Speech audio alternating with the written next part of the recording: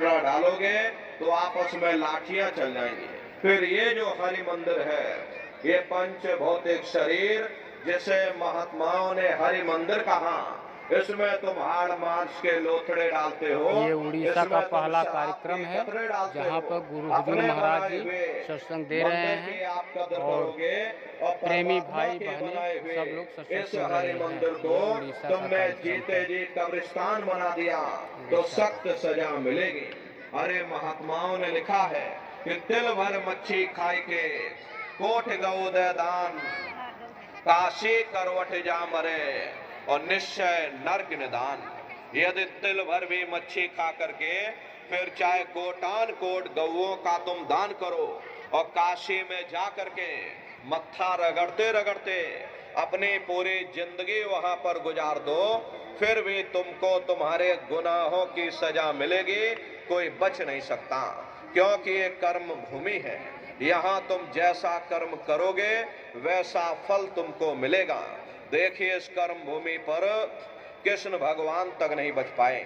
उस समय बाली को छिप करके बाण मारा, वही बाली कृष्ण अवतार में बहेलिया बन करके आ गया और कृष्ण भगवान के पैरों में पद्म चमकता था। हिरण की आंख समझ करके और बहेलिये ने निशाना मार दिया और जब पास में आकर के देखा कृष्ण भगवान थे। अफसोस करने लगे, लेकिन कृष्ण भगवान ने उसको समझाया कि भाई इसमें तुम्हारा कोई दोष नहीं, उस समय हमने तुमको मारा, आज तुमने हमको मार दिया, हमारा तुम्हारा अदला बदला पूरा हो गया। कर्म प्रधान विश्व रच राखा और जो जस करे सो तस फल चाखा। ये कर्मों का ऐसा देश है, यहाँ तुम जैसे बीज बोगे वैसे ही फसल काटोगे। इसलिए प्रेमी भाई बहनों, आपसे हमारी प्रार्थना है कि आप लोग शाकाहारी रहिएगा। ये तरह तरह की बीमारियां जो आज के समय में आ रही हैं, इसका मुख्य कारण एक ही है, लोगों का खान पान गंदा हो गया।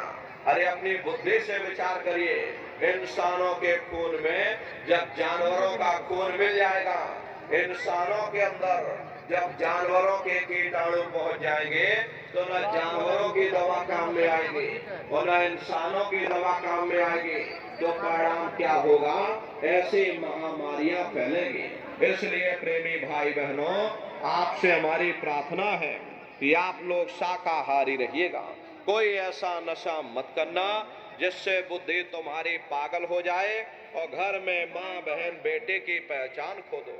अरे आप अपने आप को कट्टर हिंदू मानते हो, अरे भाई हम कट्टर हिंदू हैं, हमसे बड़ा सनातनी दुनिया में कोई नहीं। हम भगवान राम को मानने वाले और हम भगवान कृष्ण को मानने वाले। अरे आप राम को मानते हो और आप कृष्ण को मानते हो तो उनके आदर्शों पर भी चलना सीखो।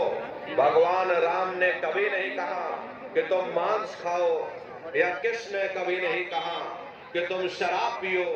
जितने देवी देवता अवतार हुए सभी यही कह करके गए कि अहिंसा परमो धर्मा। अगर हमने किसी को